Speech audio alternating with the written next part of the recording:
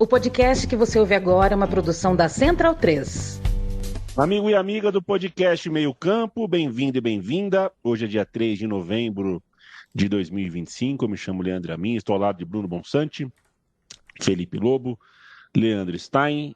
Uma segunda-feira que reinaugura, pelo menos nesse ano, reposiciona o dia de finados, o dia da memória, do luto, né, dos mortos, que geralmente é no dia 2 de novembro. Esse ano também foi no dia 2 de novembro, inclusive caiu no domingo, e onde eu estava chovendo, e dizem, né, diz a mãe, diz a avó, que quando chove no dia de finados é um bom sinal. O fato é que nessa segunda-feira, Lô Borges morreu, um gênio da arte brasileira, não só da música melódica, tocada, mas também da poesia, do poema, da letra escrita.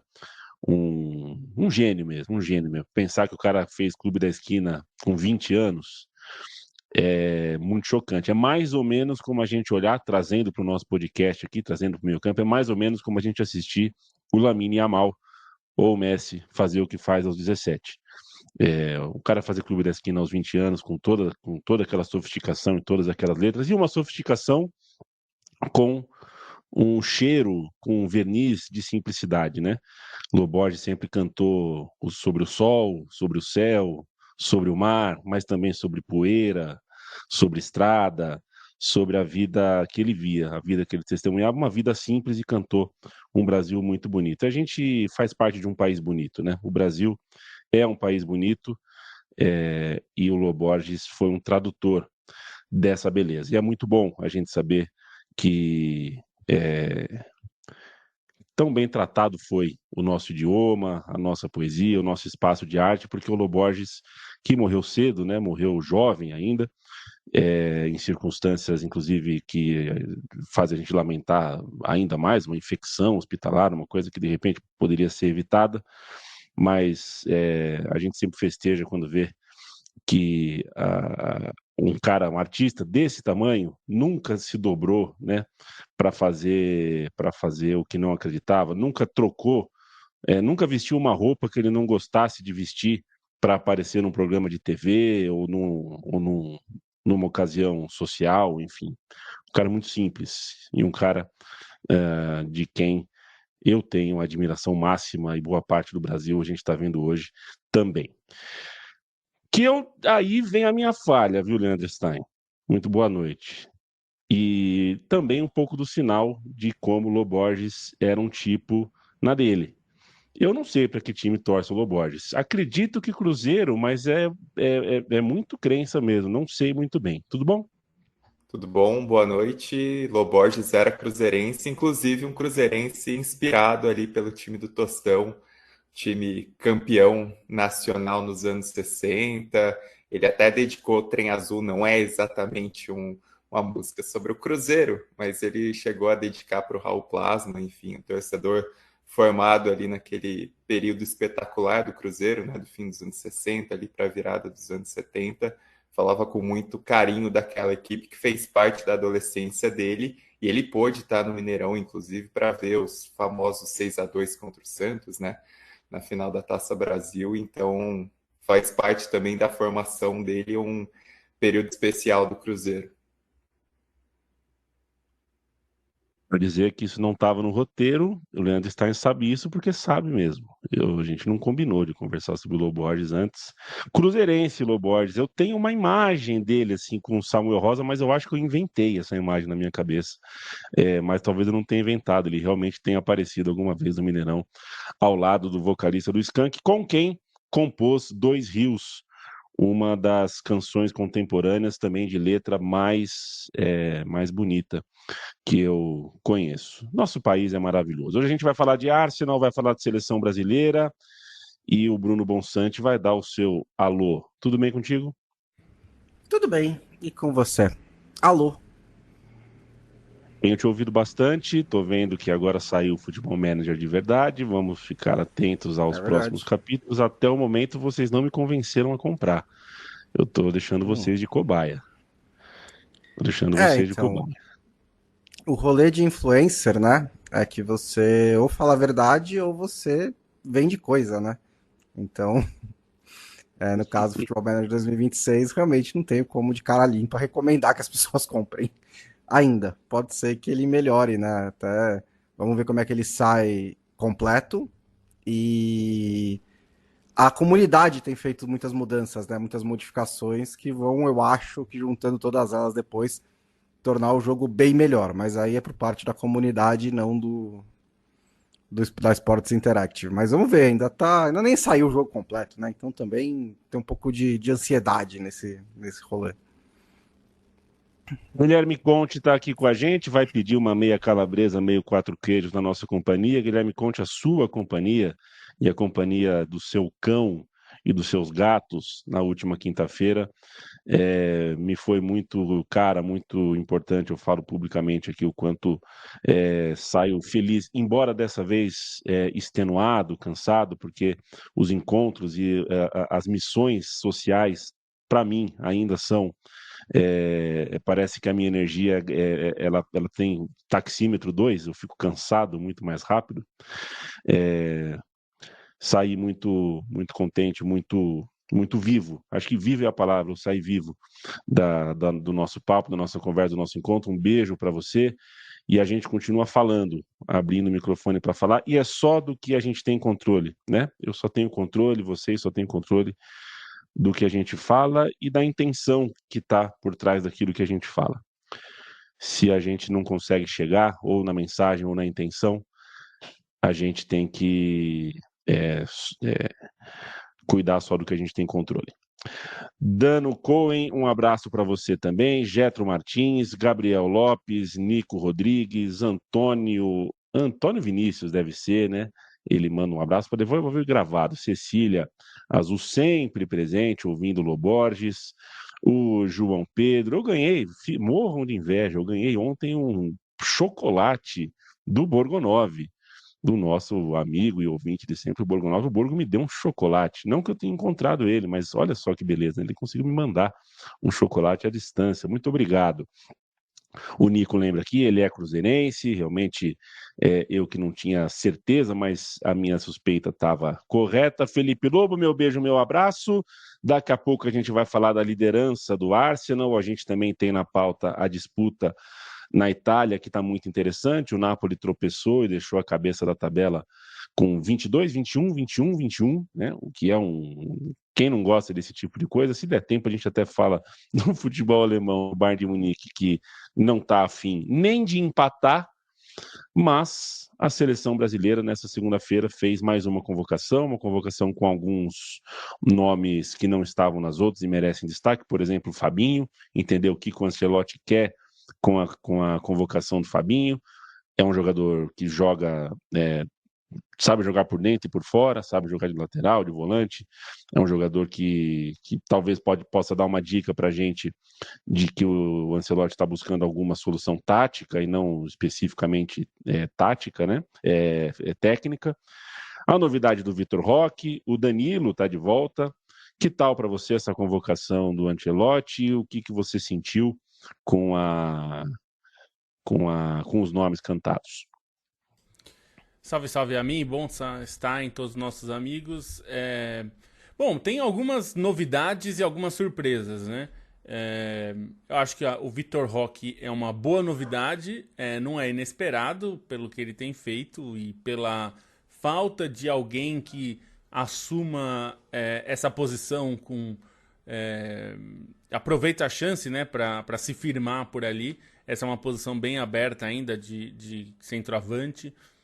Acho que eu tenho a suspeita que ele já tem os nomes que ele pretende levar, mas nenhum deles ainda está muito certo. Então acho que é interessante que o Vitor Roque ganhe essa chance.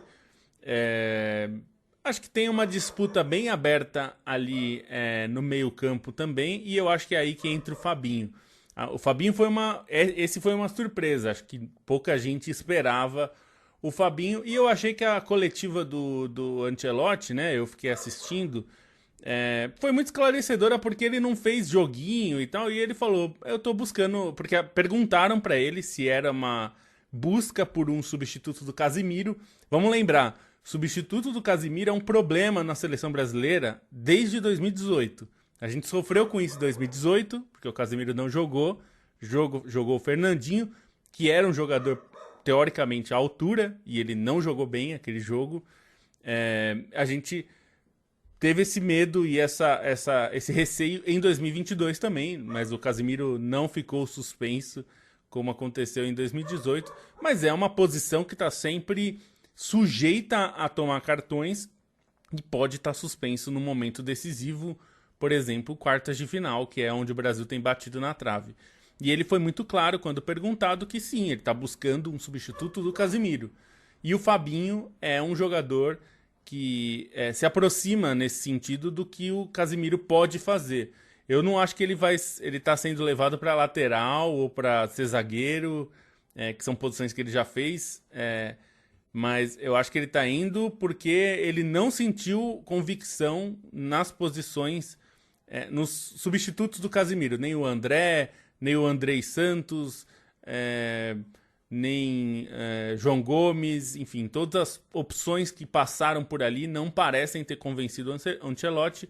Eu acho que o Fabinho é uma tentativa nesse sentido, de buscar alguém que possa fazer essa função numa situação de emergência, assim, de quartas de final de Copa, que esse é o ponto. Eu acho que o Andrei pode muito bem, eu acho o Andrei um jogador fantástico, ele pode ser o titular em breve, mas eu não sei se ele seria a opção no caso de uma suspensão do Casemiro. Eu acho que esse é o ponto.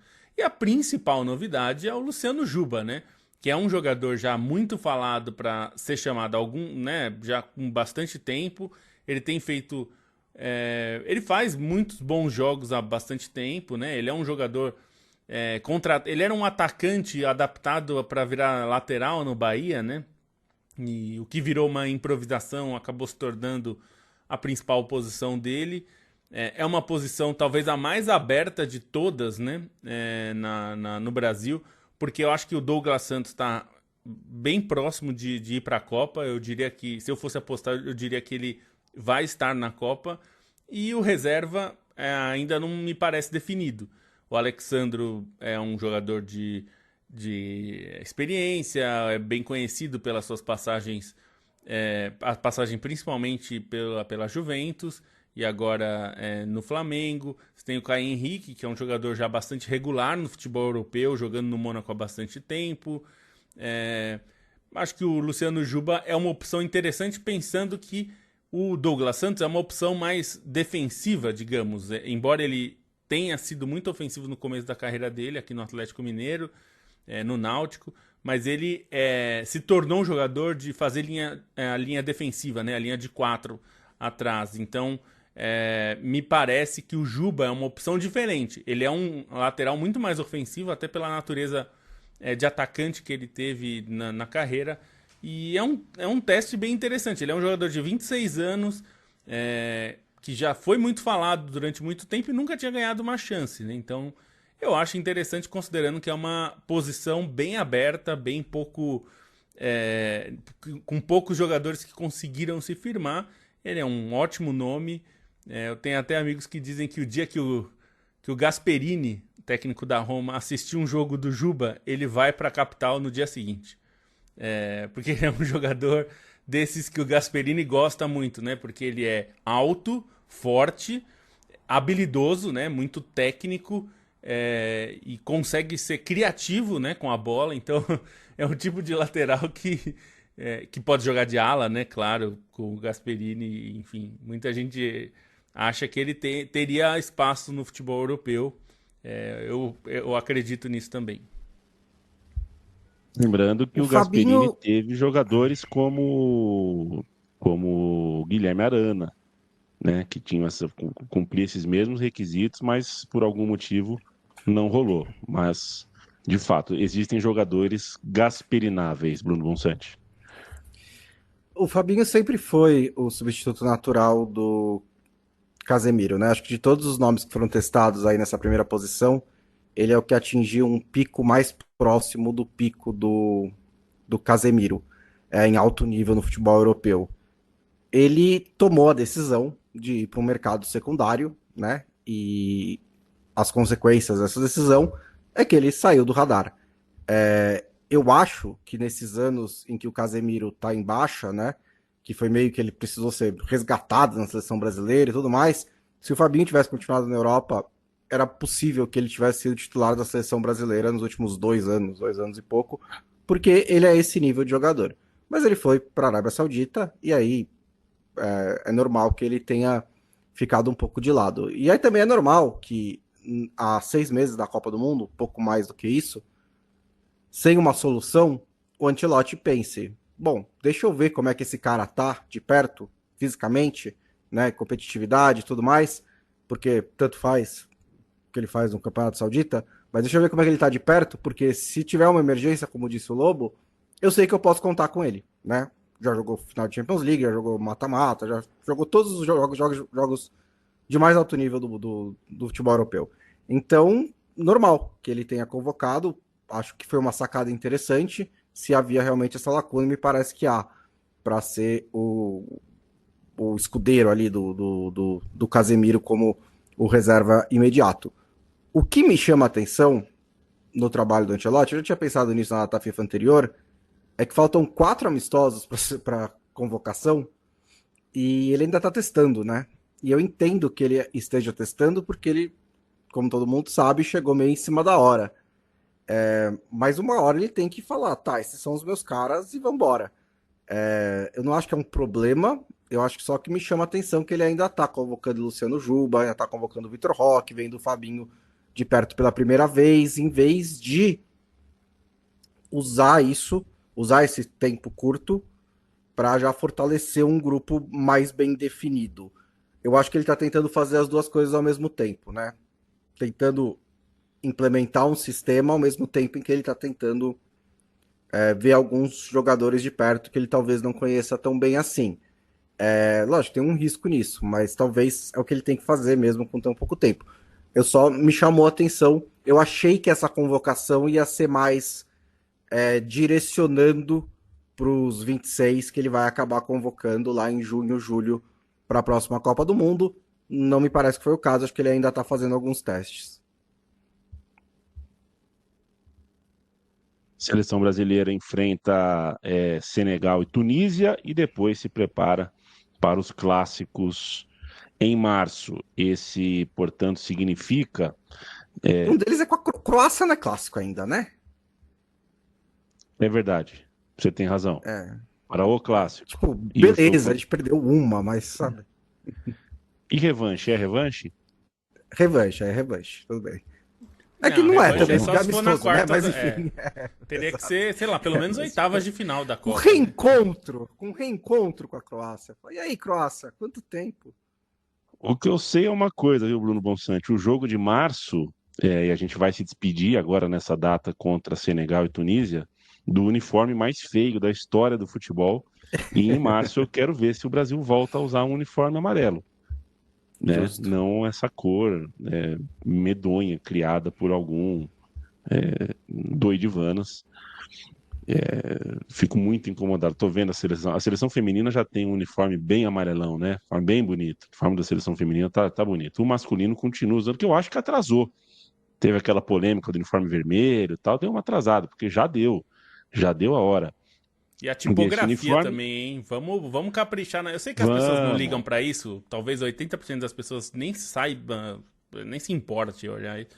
Pô, a tipografia dessa camisa é muito feia. Muito feia. Além de ser ruim de ler. Principalmente os nomes, né? Escritos. Os números não, mas os nomes... Assim, legibilidade é importante. Então, prestem atenção aí, Nike. Espero que seja melhor. E contente em saber que falamos aqui por 11 minutos de seleção brasileira e não precisamos falar sobre Neymar.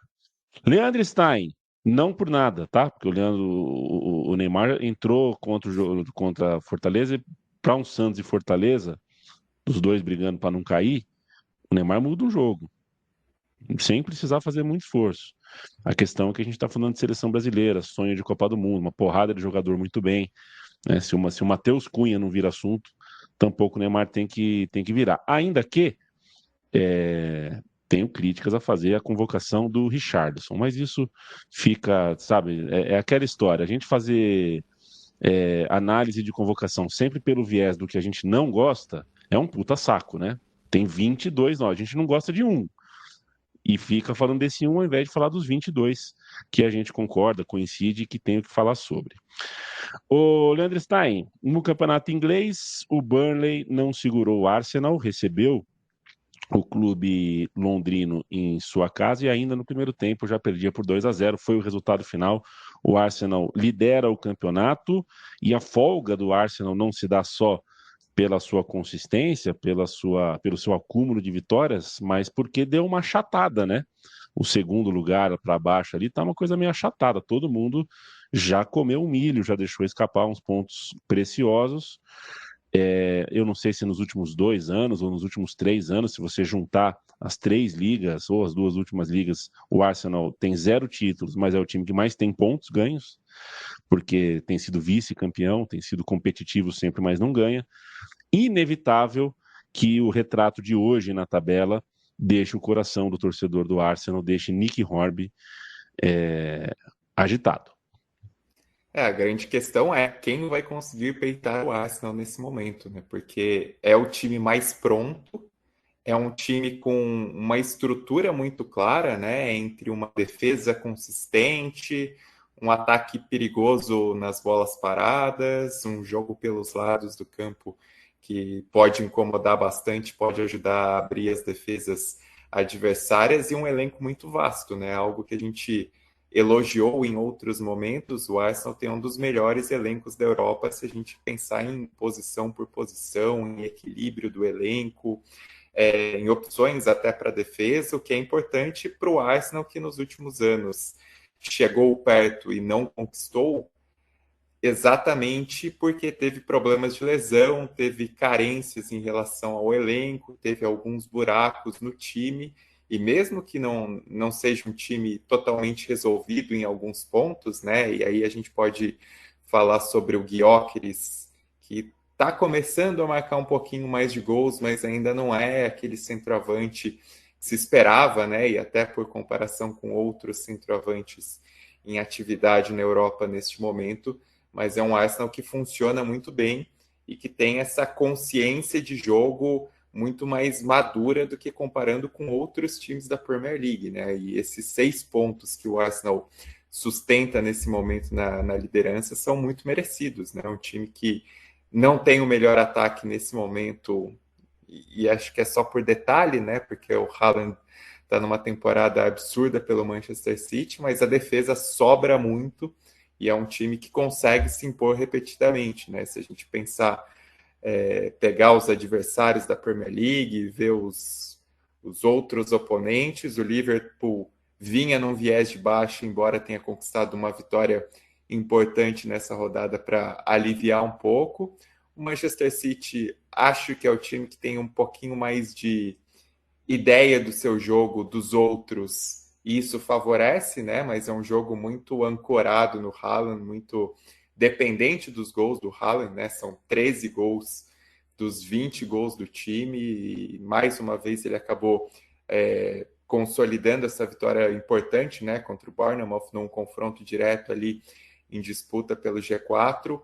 O Chelsea tem um elenco muito interessante, mas ainda é um time que deixa pontos escaparem, não tem uma consistência tão grande. Nessa rodada teve uma vitória importante sobre o Tottenham, né? Um 1-0 em que o Chelsea foi amplamente dominante, contou com o gol do João Pedro, forçou várias e várias defesas do Vicário, teve chances de produzir mais do que esse 1-0, mas que acabou freando também o Tottenham, que era um time que começou bem o campeonato, começou bem a temporada e tropeçou mais nos últimos tempos, né? E é interessante se a gente pegar a tabela da Premier League, porque a diferença do segundo colocado, Manchester City, para o 11º, Aston Villa, é de só 4 pontos. E todos os times nesse bolo tiveram bons e maus momentos, né? E são tanto representantes do Big Six, quanto clubes em ascensão, quanto outros que fazem temporadas surpreendentes. Quem sobra muito é o Arsenal, quem mostra essa regularidade imensa, essa solidez imensa é o Arsenal, e é uma liderança muito merecida que neste momento coloco o Arsenal como grande candidato ao título. E assim, se não fosse o Bayern de Munique, das 5 grandes ligas, eu diria que o Arsenal é o time mais pronto para ser campeão em relação ao que a gente tem desenhado hoje de tabela. É que o Bayern de Munique na Bundesliga faz um campeonato à parte. Mas o Arsenal está numa imposição tão grande, num campeonato tão equilibrado quanto a Premier League, que é digno de nota e é digno de elogios, não só ao que o Arteta conseguiu moldar da sua equipe, né, em relação ao que eram carências, ao que eram críticas, e o trabalho do Arteta tem fases diferentes até em relação a estilo de jogo, a proposta que o Arsenal tem em campo, quanto ao trabalho de montagem do elenco, né, de moldagem desse elenco, que não necessariamente é tão elogiada nos últimos anos, porque de fato o Arsenal parecia um tanto quanto conservador em fazer investimentos para dar esse salto competitivo, né? E essa foi, por exemplo, uma reclamação em relação à temporada passada, sobretudo quanto ao centroavante, mas nessa temporada é um Arsenal muito mais encorpado, que tem seus destaques individuais, mas é um time que coletivamente hoje está muito à frente dos demais, e isso acaba correspondendo nessa diferença de 6 pontos na tabela. O que é engraçado é que essa diferença ela tem muito a ver com os adversários. Nessa sequência de vice-campeonatos do Arsenal, teve uma vez que eles fizeram mais pontos do que 25 nas primeiras 10 rodadas. Em 2022-23 eles fizeram 27. Só que qual que é a diferença? O City tinha 26. Então ele estava muito perto e aí a briga seguiu e o City acabou vencendo. E em 2023-24, o Arsenal tinha 24 pontos, né, quase a mesma campanha, mas o Tottenham estava na liderança com 26, e o City tinha 24 também, e o Liverpool tinha 23.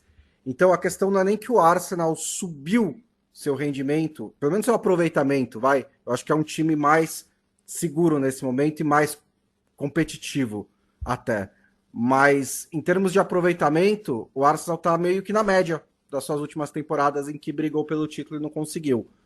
Os adversários não estão alcançando, né? E depois de 10 rodadas, você meio que consegue falar de pontuação, mas meio que não, porque como disse o Stein, é 9 pontos que separa o segundo, terceiro colocado do time que está quase brigando contra o rebaixamento, mas é mais de você ver quem que você consegue identificar que vai ter regularidade suficiente para acompanhar um time que não leva gol, né?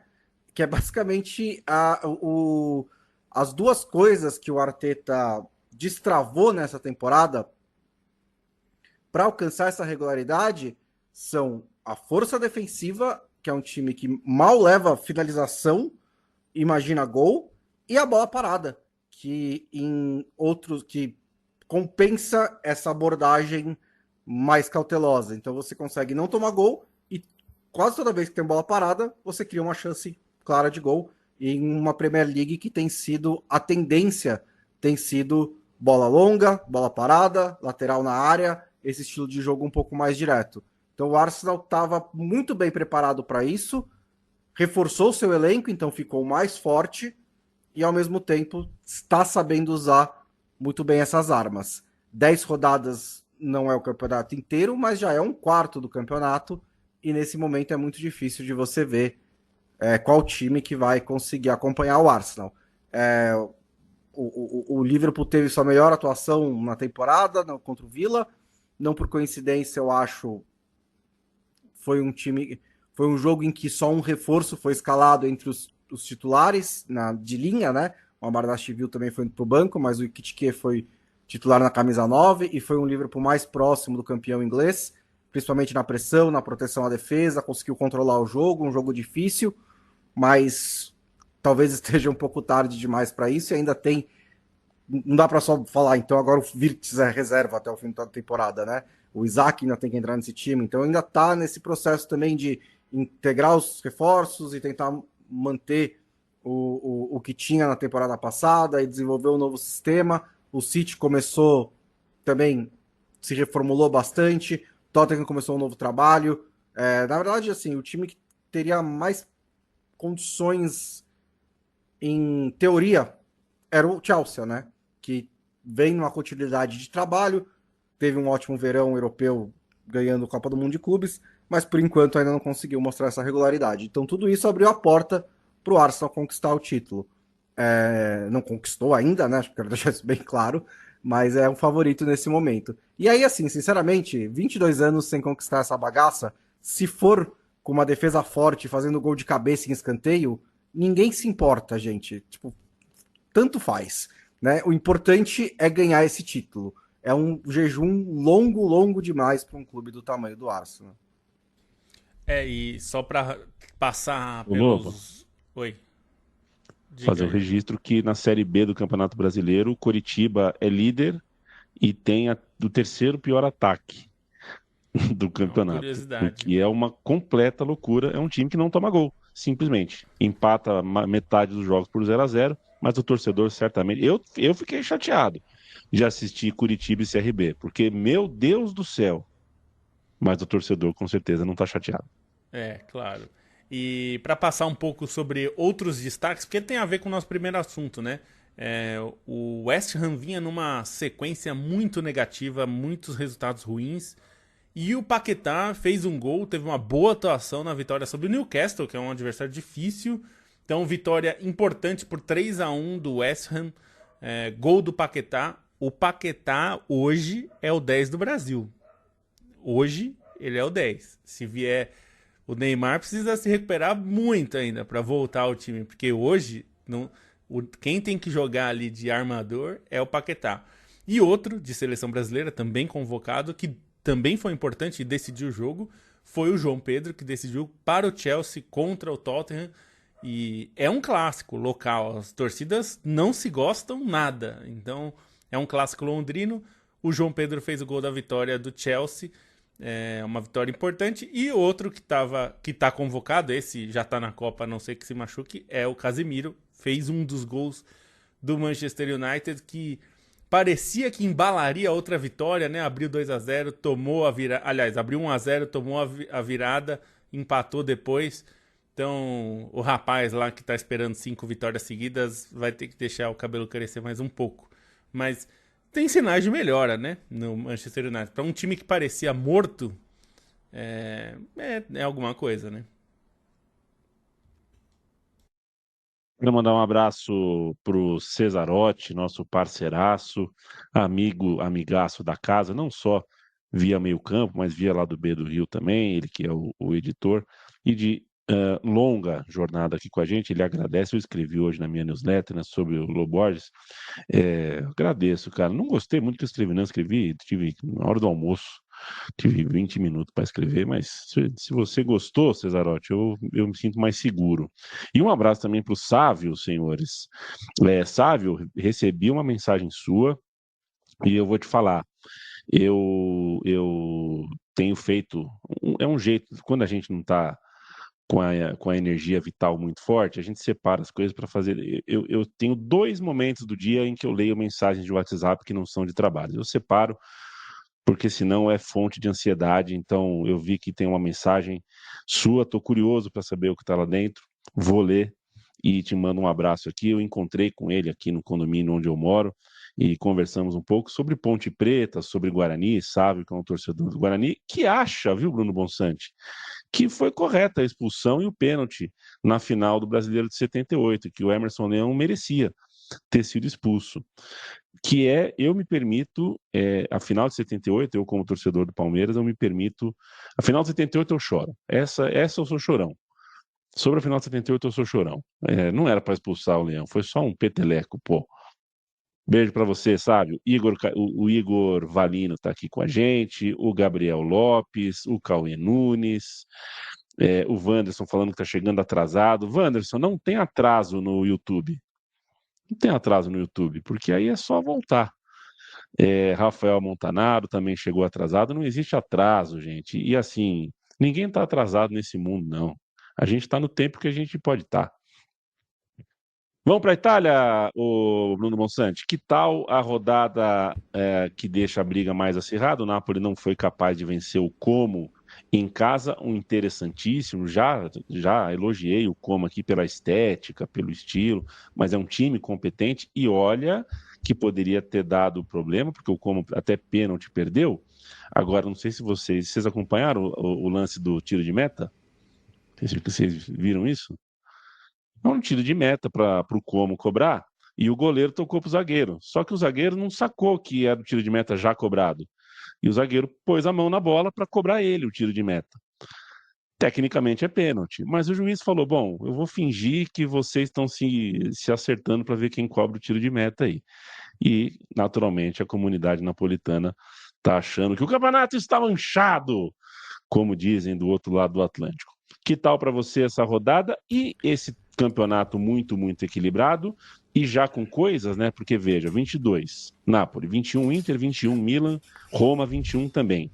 Bolonha, de novo, fazendo uma grande campanha, 18, e Juventus também com 18. A Juventus, caramba, está em sexto lugar, a 4 pontos do líder, mas isso não foi suficiente nem para técnico ficar no cargo. Ou seja, instabilidades paralelas tornam esse campeonato ainda mais interessante no primeiro terço, ou quase isso, de disputa.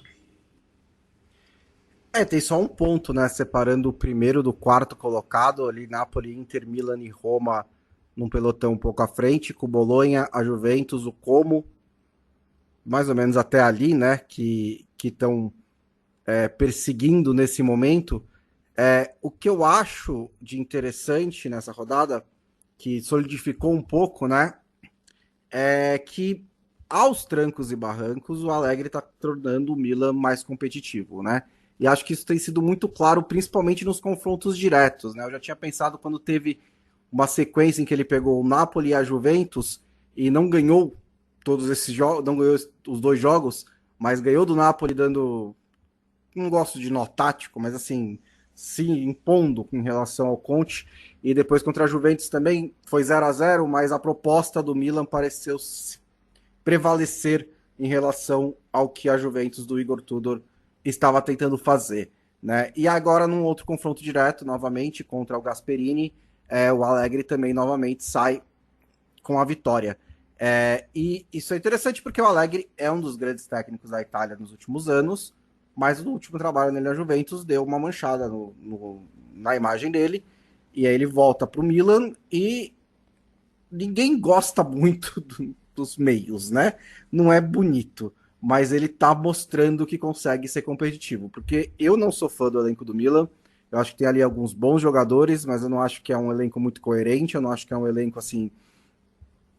Eu pego esse elenco do Futebol Manager, eu mando quase todo mundo embora e começo de novo. Mas o Allegri tá conseguindo colocar esse time na briga pelo título, pelo menos até agora. Também aproveitando um período de estabilidade de todo mundo, né? A gente também na Inglaterra tem o Arsenal, mas na Itália não tem esse Arsenal. Poderia ser o Napoli, né? Que vem do título e que reforçou bastante, mas como o próprio Conte admitiu, se reforçou demais. Então também tá tendo que meio que se reconstruir, né? Reencontrar a sua melhor maneira de jogar e ainda não ainda não desgarrou, nem sei se vai desgarrar, mas no geral, a maioria dos principais clubes da Itália trocou de treinador no começo dessa temporada, né? Quase todos eles, né? Só o Napoli e a Juventus que não trocaram. A Juventus eu tenho quase certeza que é porque demorou tanto para tomar uma decisão que aí já não tinha mais ninguém disponível, tanto que no o Conte renovou, né? Eles queriam o Conte. E porque ele estava esperando o Conte, exatamente. E aí quando o Conte renovou, todo mundo já tinha pegado os técnicos, né? E aí ele falou, tá bom, então vamos com o Tudor. E aí na primeira oportunidade mandou o Tudor embora. Então é todo mundo meio que também se renovando. Então isso abre bastante essa briga pelo título, né?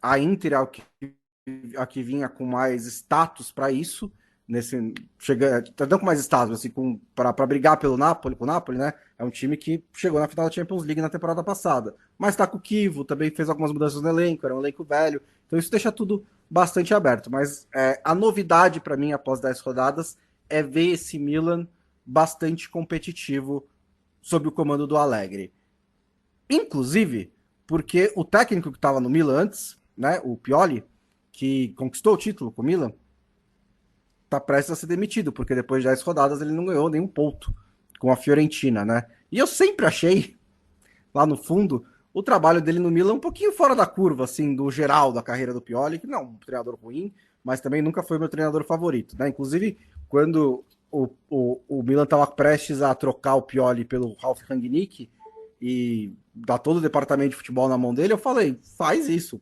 Acho que é o melhor caminho do que continuar com o Pioli. Acho que até estava errado, porque o Pioli depois classificou para a Champions League, foi campeão italiano, tudo certo. Mas eu nunca amei o trabalho dele, e agora ele está aí na lanterna com a Fiorentina, né? Acho que também essa é outra questão. 4 empates e 6 derrotas em 10 jogos, a Fiorentina ainda não ganhou. A Fiorentina e o Verona, né? Mas assim, ninguém torce pro Verona, então quem liga? Que isso, o Biratã vai ficar chateado. E Que perdeu. isso, cara?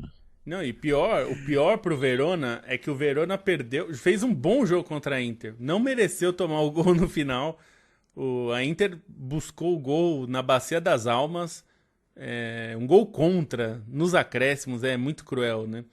E o Verona não tem jogado mal, mas o problema é, para um time que luta contra o rebaixamento, jogar bem e não ganhar várias vezes não é suficiente, né? Não vai. É claro que na teoria, uma hora, você jogando bem, uma hora você vai ganhar. Mas tá difícil, ó, já são 10 jogos, 5 empates, 5 derrotas, não ganhou nenhuma ainda. É difícil assim. Enquanto isso, meu brother Leandro Stein, no campeonato espanhol, o Real Madrid goleou o Valência com outra boa partida do Mbappé. O Barcelona também fez a sua lição de casa. O Mbappé deles, no caso, o melhor em campo por parte do Barcelona foi o Fermín López. O Atlético de Madrid também fez a sua lição de casa, ganhou do Sevilha por 3-0. Sevilha que enfim, né, já não vive o que viveu pouco tempo atrás, não parece um time à altura do seu nome, da sua camisa, e a Real Sociedade, que tem um time à altura do nome da camisa, está tendo que reagir pouco a pouco, ganhou nos acréscimos, suado, o clássico de Bilbao, o clássico da região do País Basco, né, ganhou do Atlético de Bilbao por 3-2, e uma vitória em jogos grandes assim pode, de repente, dar uma sacudida na poeira ali, e a Real Sociedade está precisando disso. Que tal para você o Campeonato Espanhol?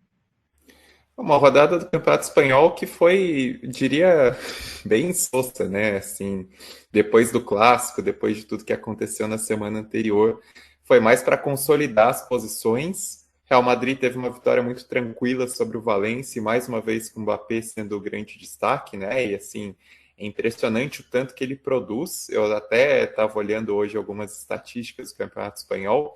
E, bom, Mbappé é o cara que mais finaliza no campeonato, isso não é surpresa, mas ele é o cara com mais passes-chave, né? Que são aqueles passes para finalização dos companheiros. Então, é o cara que tem produzido muito ofensivamente, tem liderado essa equipe 4-0 relativamente tranquilos numa temporada difícil do Valência. O Barcelona teve um jogo duro, né? Porque a temporada do Elche é boa, e os 3-1 pro Barcelona para levantar a poeira depois da derrota no Clássico foram importantes. O Atlético de Madrid, com essa vitória por 3-0 sobre o Sevilha, também é um bom resultado, pensando que o Sevilha chegou a, enfim, causar pesadelos para o Barcelona não tem muito tempo, né? E teve até um encontro bacana que foi entre o Almeida e o Simeone, 2 companheiros de seleção, os dois quase trabalharam juntos como técnicos, né? O Simeone chegou a convidar o Almeida para ser seu assistente no início da carreira, e o Almeida não aceitou porque achou que não estava preparado ainda para fazer essa transição. Teve até uma entrevista dos dois, assim, nos arredores do jogo, né? Isso bem legal, porque é algo que a gente não vê muitos treinadores fazerem. Uma rodada em que o G5 do Espanhol todos venceram, né? O Villarreal, em mais uma temporada muito boa, fez 4-0 sobre o Rayo Vallecano, e o Betis também teve uma vitória excelente sobre o Mallorca, numa partidaça do Antony, né? Assim, o Antony tem jogado muita bola, fez 2 belos gols de fora da área, podia ter marcado 3, deu uma boa assistência, está sendo um dos grandes destaques do Campeonato Espanhol. Aí a gente olha para a tabela do Campeonato Espanhol, ela está bem bagunçada do quinto para baixo, né? Porque times que a gente imaginava brigando contra o rebaixamento estão, na verdade, olhando para a Conference League, para a Liga Europa, né? O Espanhol é o sexto, o Getafe é o sétimo, o Alavés o oitavo, Elche o nono. Enquanto isso, algumas equipes de mais força estão patinando no Campeonato Espanhol, né? Equipes que a gente imaginava, no mínimo, no meio da tabela. O Sassuolo, o Atlético de Bilbao está numa temporada ruim, né? Com muitos altos e baixos. Girona é o lanterna do campeonato. E a Real Sociedad era um desses times, né? Tendo um momento bastante difícil no Campeonato Espanhol, troca de técnico, e ainda mais por aquilo que foi o trabalho do Imanol Alguacil, né, que era um cara muito enraizado no clube, que conquistou um título muito significativo de Copa do Rei, que manteve sempre a Real Sociedad, né, brigando pelas primeiras posições, nem sempre se mantinha no G4 do campeonato, mas estava sempre ali rondando, e aí esse início de temporada de transição tão difícil, vem para a segunda vitória consecutiva, né, e são 2 vitórias de peso, considerando que tinha ganhado na rodada anterior do Sevilha, e agora esses 3-2 sobre o Atlético Bilbao, que foi um jogo lá e cá, foi um jogo que a Real Sociedad sempre se manteve à frente no placar, mas o Atlético Bilbao respondendo, e aí um gol no finalzinho deu essa vitória, e mesmo com um início de temporada tão conturbado, né, a Real Sociedad frequentou a zona de rebaixamento por várias rodadas, a equipe conseguiu 7 pontos dos últimos 9 possíveis, está com 12 e já está na cola do Atlético Bilbao, né? Já está 2 pontos atrás nessa fase instável do Atlético Bilbao. Então acaba dando um tempero, né, nessa tabela do Campeonato Espanhol, que está realmente assim, tá, as previsões iniciais, pelo menos dessa parte do sexto para baixo, não estavam se confirmando, e aí os times estão tendo que correr atrás do prejuízo, ou algumas surpresas também tentando consolidar esse status inicial, essa boa largada na competição. Quero mandar um abraço para o Ramon Limberger. Ainda tem o LeBron James of Soccer lá? Não sei, Ramon. Ele tá falando do Pulisic no Milan. Sim, está lá e tem sido um jogador importante. Vamos falar de futebol, né? Pulisic é importante falar só de futebol. Edu Starling, um abraço para você, boa noite, passando rápido para deixar o like e perguntar para mim, Odivan ou Fabrício Bruno? Edu, o Fabrício Bruno é mais jogador, mas na hora H talvez eu fique com o Odivan, porque eu acho o Fabrício Bruno, enfim, eu presto mais atenção em zagueiro do que em atacante, porque a vida inteira fui zagueiro, né? Eu tenho um fascínio pela profissão do zagueiro, uma profissão à parte. Eu acho o Fabrício Bruno uma máscara, uma mala sem alça, que é capaz de ele enfrentar o Mbappé numa semifinal de Copa e ir na pontinha do pé, porque ele é mais veloz, porque ele chega antes, porque ele sabe o caminho, ele tem o atalho. Eu acho ele uma mala, mas é um ótimo jogador. Então, transita nesse fio da navalha aí. Fabrício Bruno mais jogador, mas na hora do vamos ver, eu acho que eu escalo o Odivan, que pelo menos dá um bico na bola e pronto. Você gostava da música Odivan, ou Felipe Lobo, do Roberto Carlos? Feito em homenagem, né, inclusive, né? Mesmo sendo antes dele da carreira do Odivan. E se eu te disser que o Odivan tem um irmão chamado As Flores do Jardim da Nossa Casa, você acredita? Aí eu não vou acreditar, não. Ainda bem que o pai dele gostava de Odivan e não de o Calhambeck, né? Porque senão o nome dele seria Calhambeck. O que seria bom para um zagueiro, porque um zagueiro é um back. Porque back que a gente usa a palavra back porque back é atrás, né? Back em inglês é um jogador de trás. Quem mais temos aqui? Você tem o Raul aqui, só para mandar. O Raul mandou uma pergunta. Um salve para a bancada, para os meus compatriotas da Rua São Florencio. Ele faz uma pergunta que é importante para você. 278A ou 274P? E mandou um forte abraço. 274A. 274A não tem 274P e 278A. Cara, São duas linhas de ônibus, né? Eu e a mim moramos muito tempo na mesma rua e são duas linhas de ônibus que eu usei muito as duas. Eu usava mais o 274P, mas eu usei muito o 278A também. Eu não tenho cabeça para decorar ônibus por número. Para mim é nome. É Vila Cisper, Jardim Danfer, metrô Tatuapé. Não consigo Mas lembrar tem, nome tem do. ônibus que tem o mesmo nome, mas linhas diferentes, né? Tipo, tem É, dois. Agora não tem mais. Antes tinha dois Sacomãs, acho que tem dois Lapas também. Lapa tinha vários, né? eu não Lapa sei tem um por que monte, que as né? pessoas fazem isso, né? É, eu acho o fim da picada. Acho o fim É da porque picada, ele ter vai dois pra ônibus com o Lapa mesmo por outro nome. caminho, só isso. Não tem nada de sinistro no sistema. Mas como é que eu É vou porque decorar 723, 7S? Eu moro em Brasília, cara. Eu tô 6 meses aqui, ainda não saquei. Eu quero rua que tem nome de aí não, pessoa. aí não tem bairro, né? Aí só tem código. Pois é, onde é que você mora? Eu moro na SKN 332. Legal, eu moro mais no Sudoeste 47. Cara, rua Epitácio Pessoa, rua Joaquim Antunes Coimbra, essas coisas, entendeu? Mas é hábito também, né? Se vocês. E eu sou minoria nisso, eu sei que. Um abraço pro Daniel Soares, né?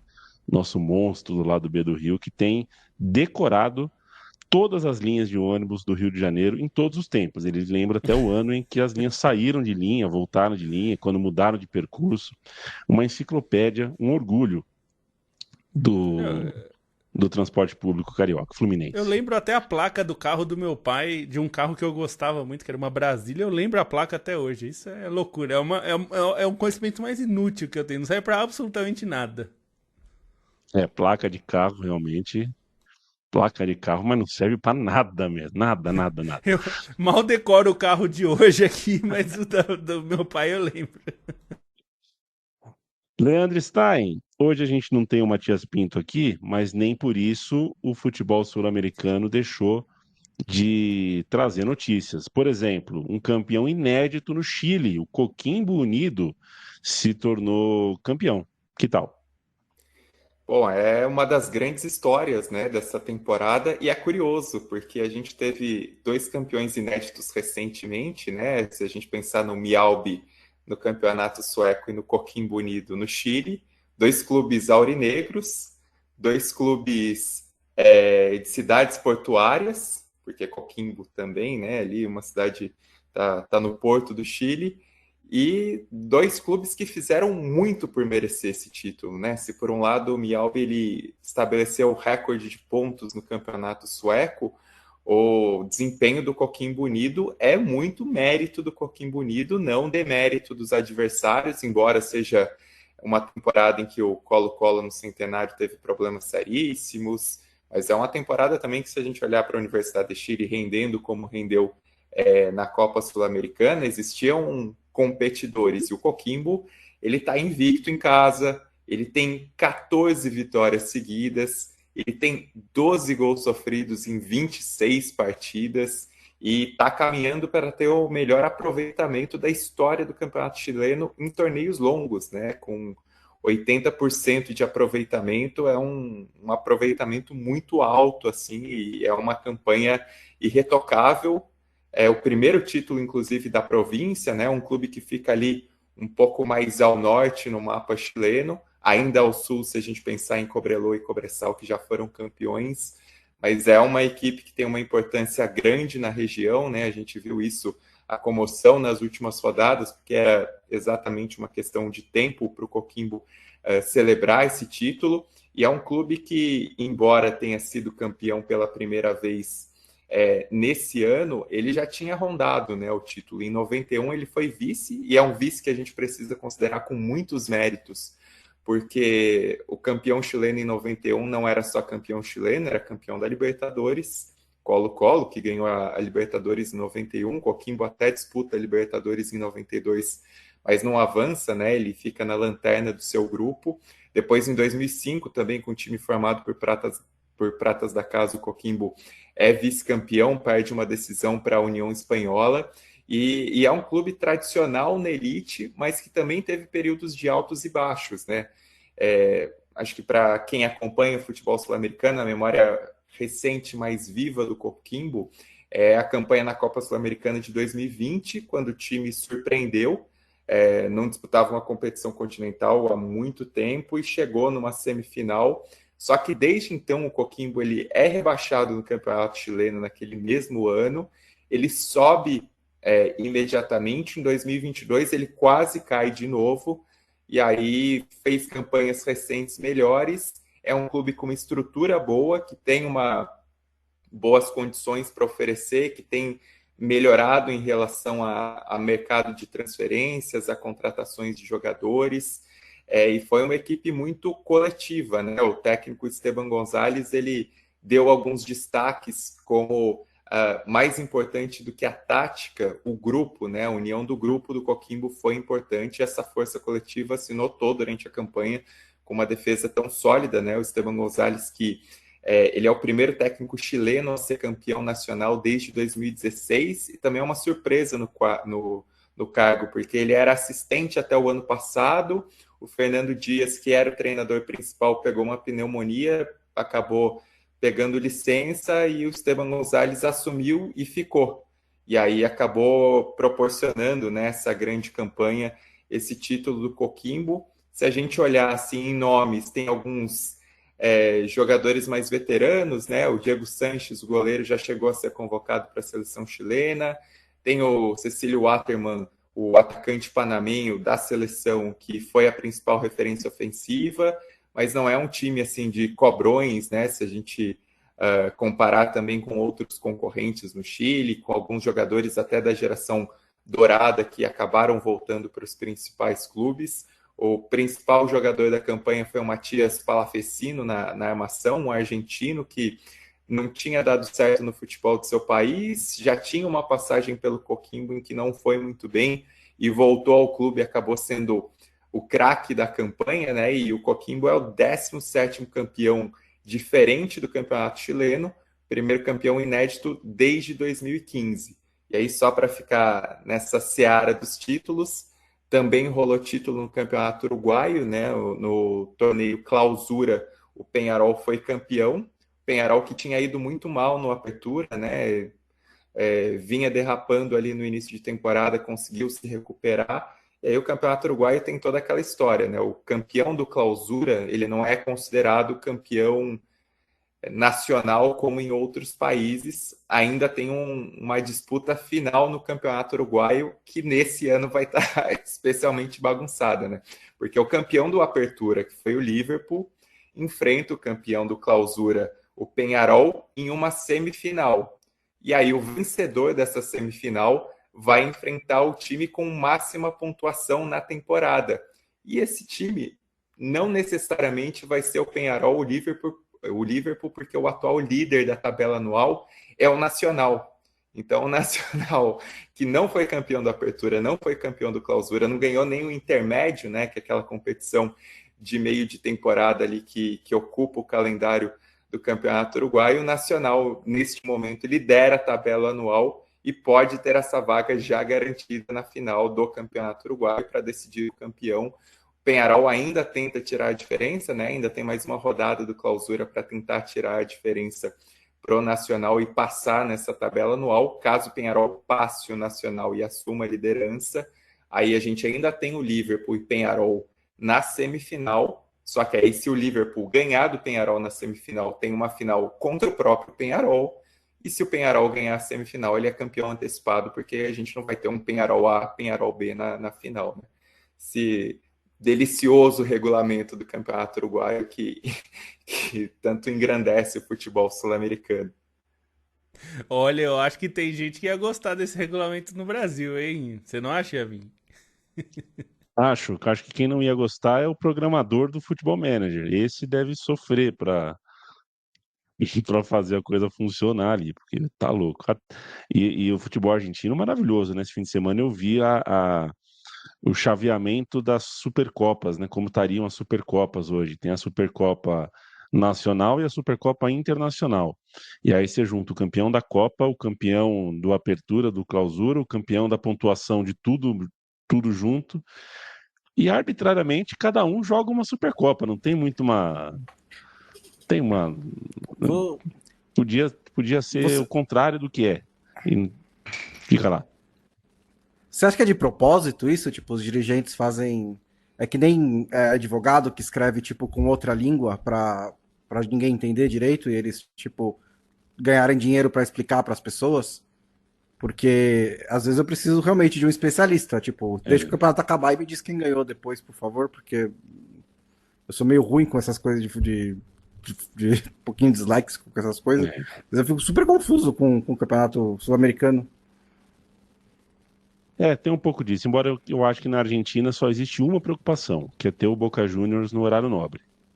E ou o River Plate também. Sem nenhum dos dois no horário nobre, que mude, que pode ser qualquer regulamento, as pessoas lá ficam com o cabelo em pé. Senhoras e senhores, o Meio Campo volta na sexta-feira com mais um papo de futebol.